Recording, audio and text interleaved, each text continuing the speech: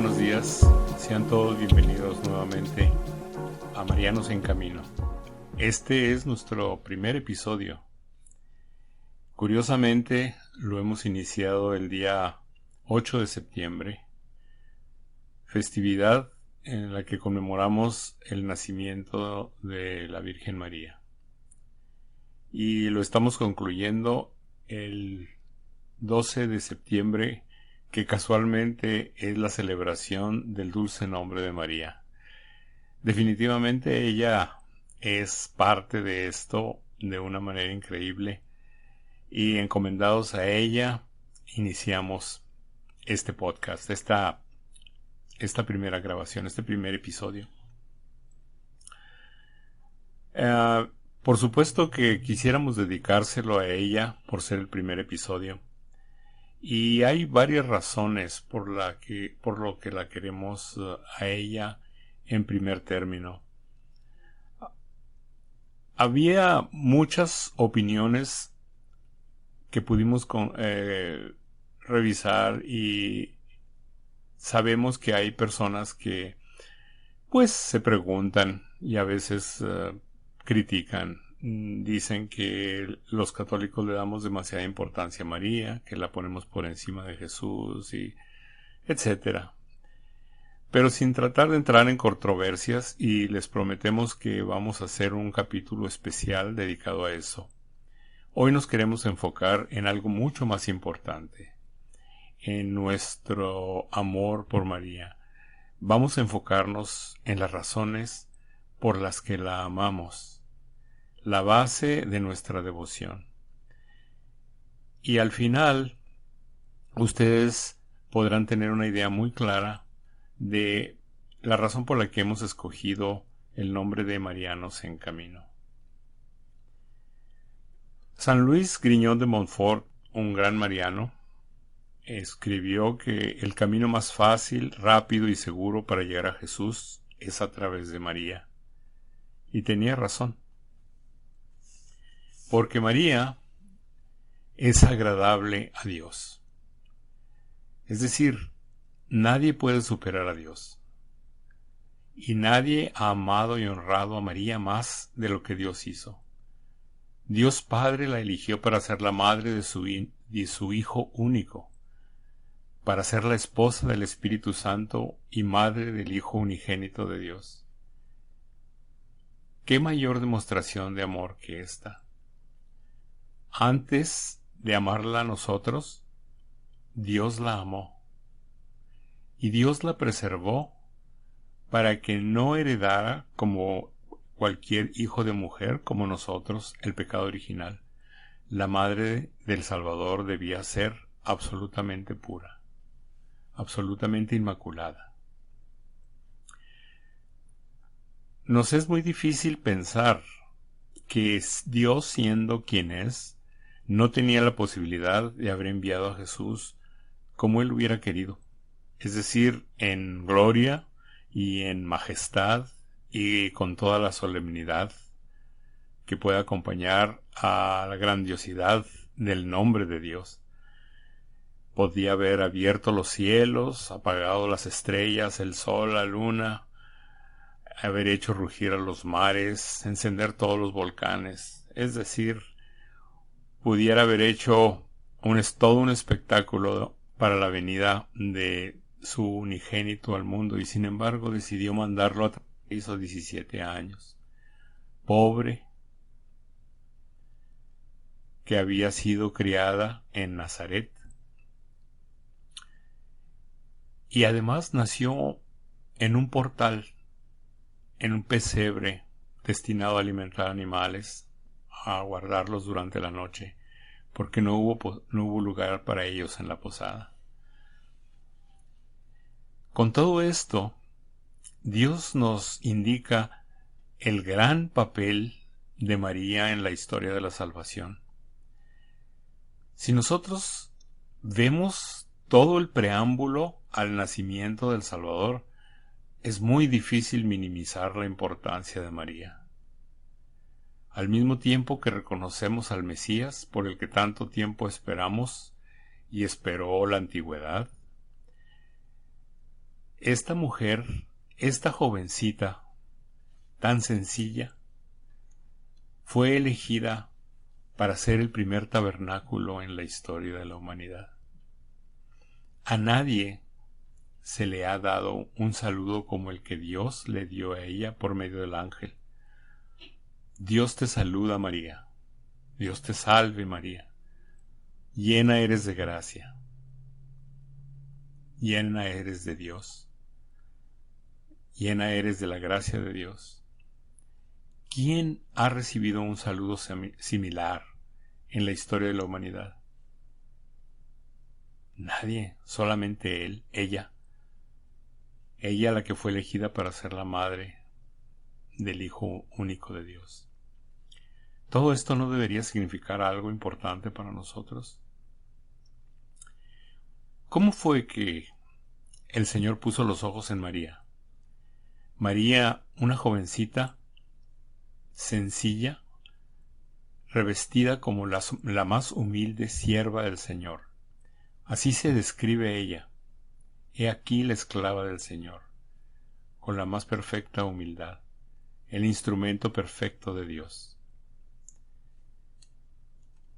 Cuando nosotros amamos a María, estamos imitando a Jesús. Es decir, estamos imitando a su Hijo.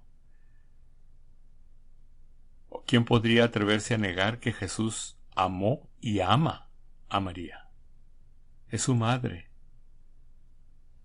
Él la eligió desde toda la eternidad para ser su madre, para venir al mundo. De hecho, el solo venir al mundo es el gran misterio de Dios con la humanidad. Pero Jesús, siendo un judío devoto, sigue y respeta el cuarto mandamiento y honra a su madre.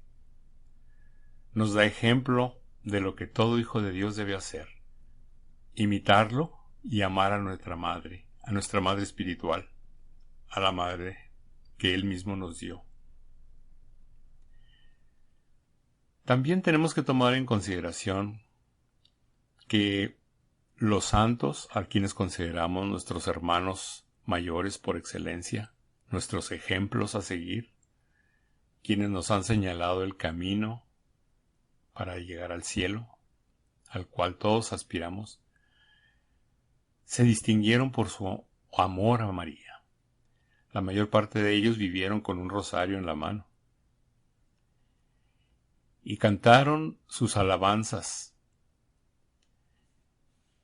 La reconocieron como María, la intercesora por excelencia. Jesús realizó su primer milagro público porque su madre intercedió.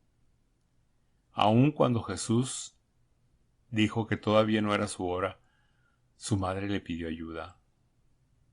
Y nosotros debemos aprender por esto que María influye en su Hijo. Este milagro que Jesús realizó a petición de María, este primer milagro, lo podía haber hecho sin su participación, sin la participación de su madre. Es decir, él no necesitaba que María estuviera ahí para convertir el agua en vino en las bodas de Caná. Pero ella estaba casualmente ahí.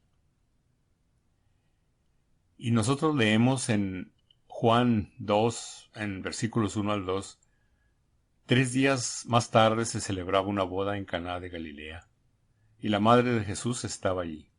También fue invitado Jesús a la boda con sus discípulos. Juan 2, 1 al 2. Supongamos que si María no fuese importante en este capítulo, ¿por qué está en la lista antes que los apóstoles? Inclusive está antes que Jesús. Fue invitada primero ella y Jesús después.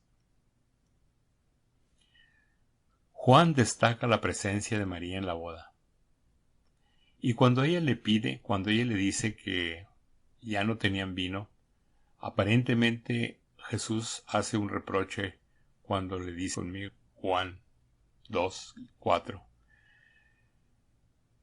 Pero siendo Jesús un judío devoto, y honrando a su madre,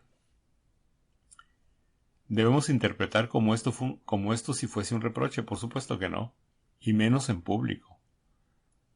Jesús, al contrario, hace énfasis en que ella le insiste, le pide su ayuda, y él hace notar que su hora no ha llegado, pero por ella hace la excepción. Él convierte el agua en vino y María les dice a los sirvientes, hagan lo que Él les diga, como nos lo dice a nosotros hasta hoy. Esto explica por qué San Juan la menciona en la primera lista de los invitados. Y con ello también podemos mencionar que las primeras gracias de Jesús fueron dadas a través de María. Las bodas de Caná fue su primer milagro y sus primeras gracias, convertir el agua en vino. Pero estas gracias de Dios se presentan en María desde antes que naciera Jesús. Por ejemplo, cuando María queda encinta del Espíritu Santo, viaja con prontitud a visitar a su prima Isabel. Y al oír Isabel su saludo, el niño salta en su vientre, y Isabel se llena del Espíritu Santo, como menciona Lucas 1:41. Esta gracia, portar al Salvador en su seno, hace que su prima Isabel se llene del Espíritu Santo y el niño, el futuro Juan Bautista, salta en el vientre. Y María alaba al Señor con el Magnificat. De acuerdo a este pasaje de la Biblia, incluso antes del nacimiento de Jesús, se utiliza la voz de María para llevar gracias a Isabel. ¿Y por qué es esto? ¿Porque ella no es importante? ¿No existía otra manera en que las gracias se pudieran haber llevado a la prima Isabel? Al contrario, ella responde, apenas llegó tu saludo a mis oídos y el niño saltó de alegría en mis entrañas. Lucas 1:44. Nuevamente, y la presencia y la voz de María para llevar estas gracias a Isabel. ¿Fue María la que originó las gracias? No, obviamente no. Vinieron de Jesús. Pero María portaba a Jesús en su seno. Jesús eligió tener a María y usar su voz para entregarlas. ¿Por qué? Porque Él quiere que nos demos cuenta de que ella es importante.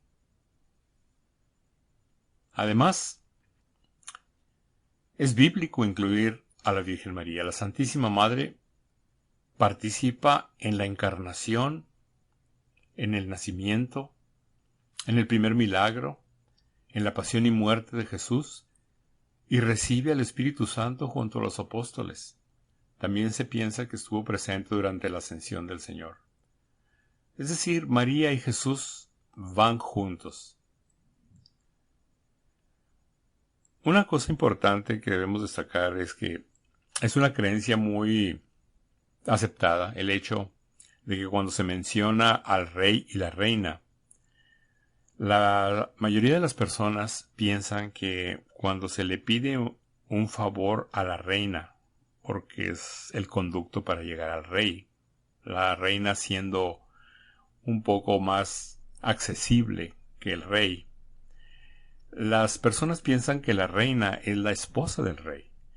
Y esto no necesariamente es así. Desde tiempos ancestrales, cuando se hablaba de la reina, se referían a la madre reina, es decir, a la madre del rey. De hecho, los reyes en la antigüedad celaban tanto a sus esposas que era prácticamente imposible llegar a ellos. Pero la madre del rey era una persona de mayor edad, con mayor sabiduría, y a pesar de ser reina, era más accesible o vamos a decir que tenía rasgos de humildad con respecto a los súbditos. Entonces era común dirigirse a la madre del rey para pedirle algún favor, alguna gracia al rey, ya que era prácticamente imposible acercarse a él. Y siendo la reina, es decir, la persona a la cual la gente acudía con sus peticiones, la mejor oportunidad de obtener una buena respuesta del rey era a petición de su madre. Así ocurrió en el tiempo del rey David. Mismo continúa dándonos a su madre, es decir, en la multitud de apariciones marianas que se han presentado en los últimos 2000 años, pero mencionemos solamente las 3 más evidentes, aunque hay muchas más reconocidas por la Iglesia, pero en Guadalupe, en Lourdes y en Fátima. Estas apariciones son la presencia de una madre preocupada por sus hijos. Y en estas apariciones, nuestra madre siempre ha dejado un testimonio no solamente espiritual, sino físico. Pensemos, en Guadalupe tenemos la tilma de Juan Diego, una reliquia extraordinaria, inexplicable desde el punto de vista científico. En el milagro de la Virgen de Lourdes, en Francia, tenemos la gruta y el manantial que brotó milagrosamente durante la misma aparición. De un muladar, de un lugar en donde se tiraba basura. Y una gruta que sigue manando agua y que sigue curando enfermos. A casi 2 siglos después de esto. Y en Fátima tenemos el milagro del sol, en donde el 13 de octubre de 1917 hubo 70,000 personas que presenciaron la danza del sol. Hablaremos de esto en un episodio posterior. Nuestra madre también nos ha dado un regalo muy poderoso, un arma para estos tiempos, el Santísimo Rosario. Es conocido que el Padre Pío y muchos santos lo llaman el arma contra el mal y la rezaron continuamente.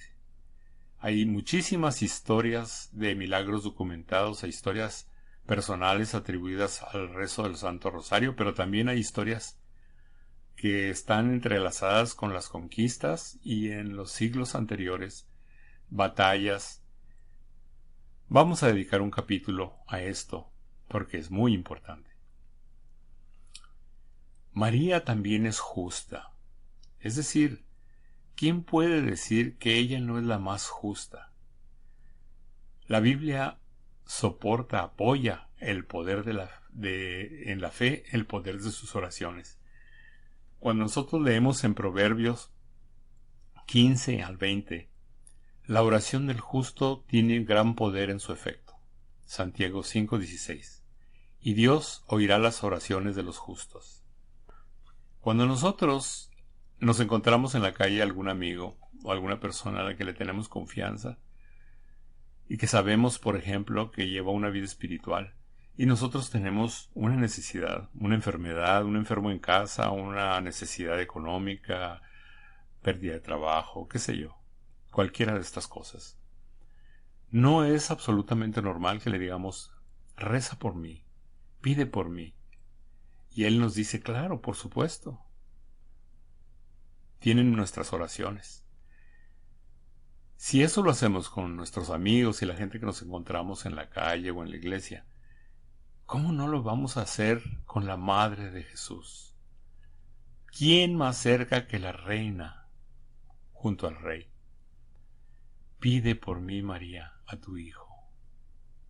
Pide por mí, María, al Padre de tu Hijo, al Espíritu Santo. Y en este año tenemos al Padre adoptivo de Jesús en la tierra, San José, el año de San José. Pide a San José que sea mi protector y mi defensor en la hora de la muerte.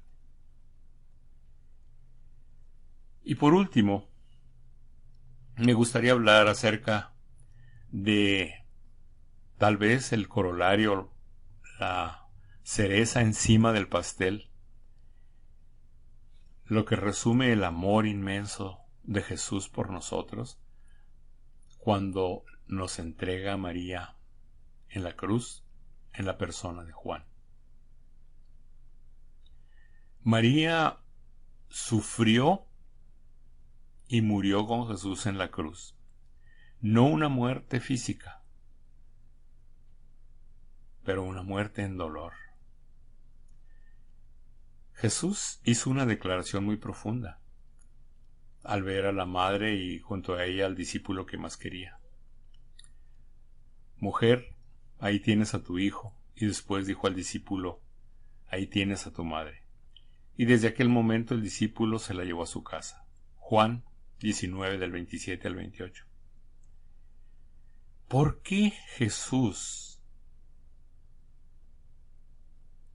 desde la cruz nos dice estas palabras si no significaban nada? Obviamente existe una razón para que el Señor hiciera lo que hizo. Pero antes de entender completamente esta acción, me gustaría repasar algo que aparentemente no tiene relación con ello, pero al final van a entender.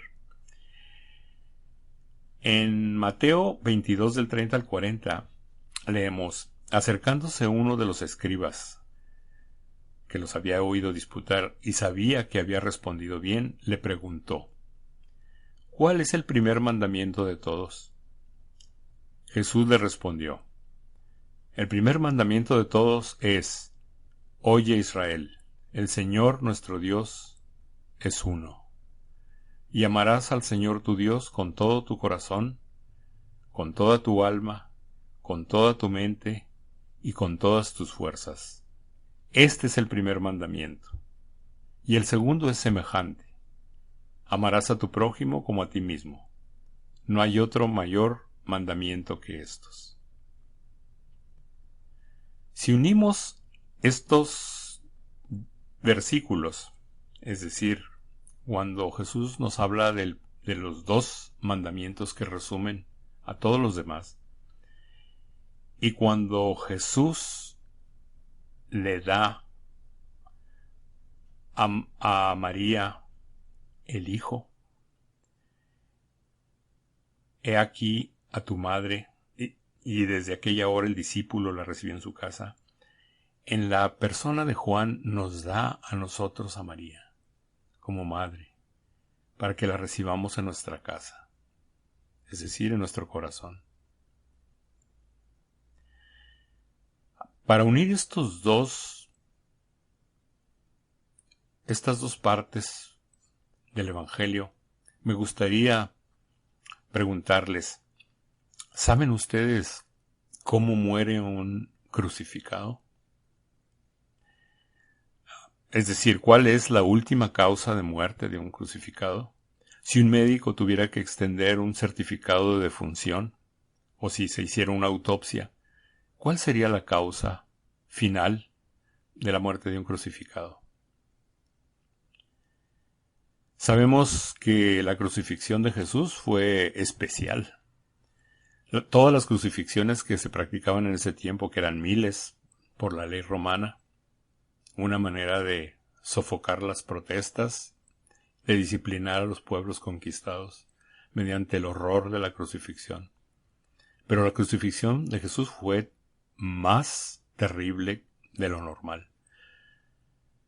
Después veremos la pasión, pero aparte de los azotes, que Jesús resistió bastante bien, de ahí, los crucificados, a veces los que iban a ser crucificados morían después de los azotes, no llegaban. Pero no era común el clavarlos, no era más común amarrarlos.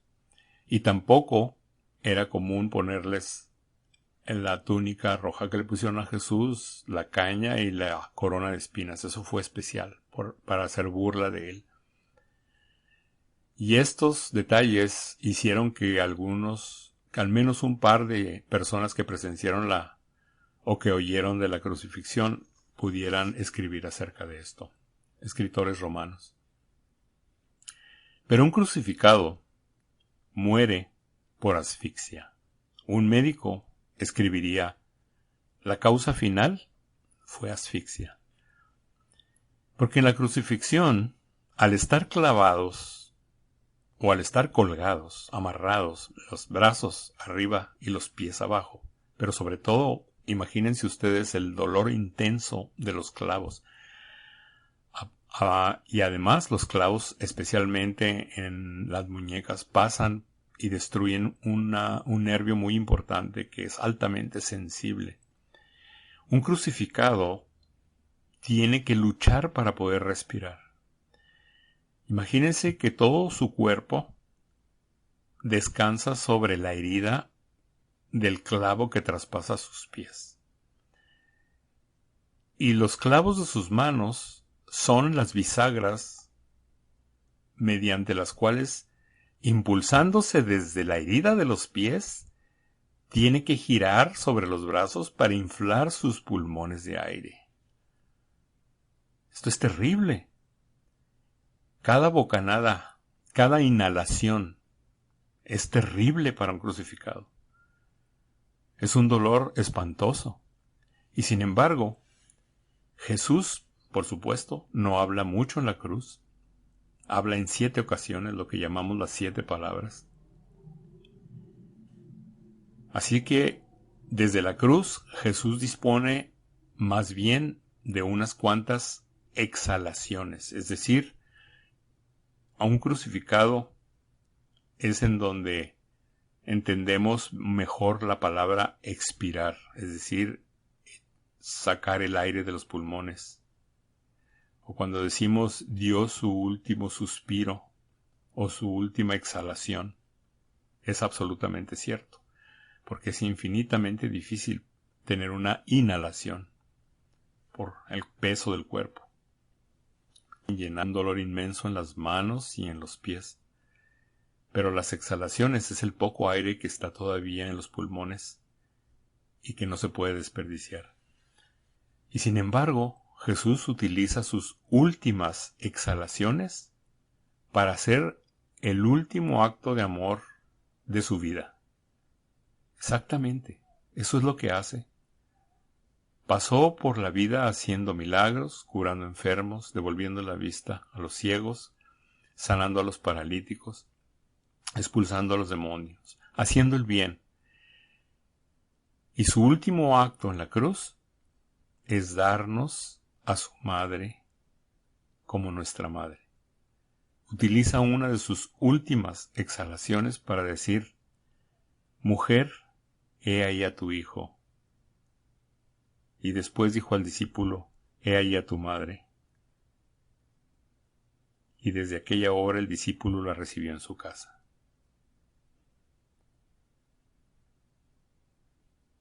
Y la última exhalación la dedica a su Padre, de quien hablan los evangelios con tanto amor, con tanta obediencia.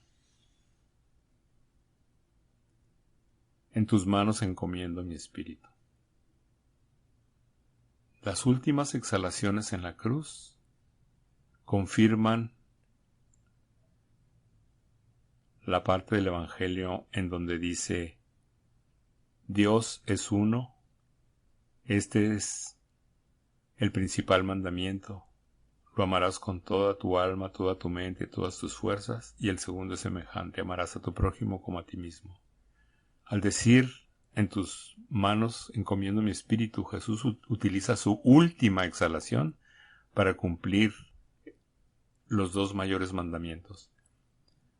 Jesús utiliza sus últimas 2 exhalaciones, una para darnos a su madre, otra para dejar de respirar por última vez, respirando en su última exhalación el nombre de su Padre.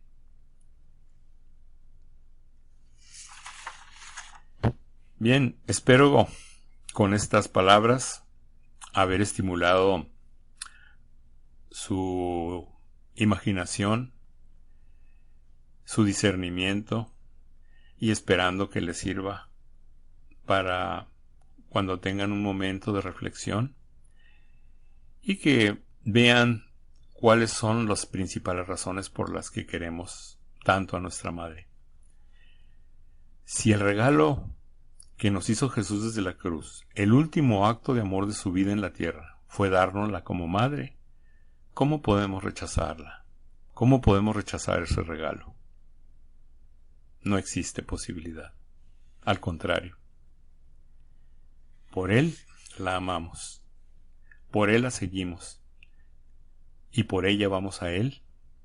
Él que es el mediador entre el Padre y nosotros. Muchas gracias a todos. Les recordamos que, gracias a Dios y a María, estamos ya, este podcast ya se encuentra distribuido en Anchor. Nos pueden escuchar en Anchor, en Spotify, en iTunes, en Apple Podcast, Google Podcast, Breaker, Radio Public, Pocket Casts. Tenemos nuestra página de YouTube. Nos pueden seguir en Facebook, Twitter, Instagram. Y tenemos un correo al cual nos pueden escribir: marianosencamino@gmail.com, en donde nos encantaría recibir sus comentarios. También nos gustaría. Nos es muy difícil cuando ustedes se suscriban, y les pedimos, si ustedes lo consideran adecuado, suscribirse al canal, darle en el círculo donde tiene más o en donde dice follow, en el botoncito de seguimiento, para que reciban las actualizaciones cuando haya nuevos episodios. Esperamos publicar un episodio semanal, pero los invitamos a que nos den sus correos a @gmail.com. Y como estamos estableciendo un sitio internet que se llama también Marianos en Camino, este caso es .weebly, se deletrea WEEBLY.com,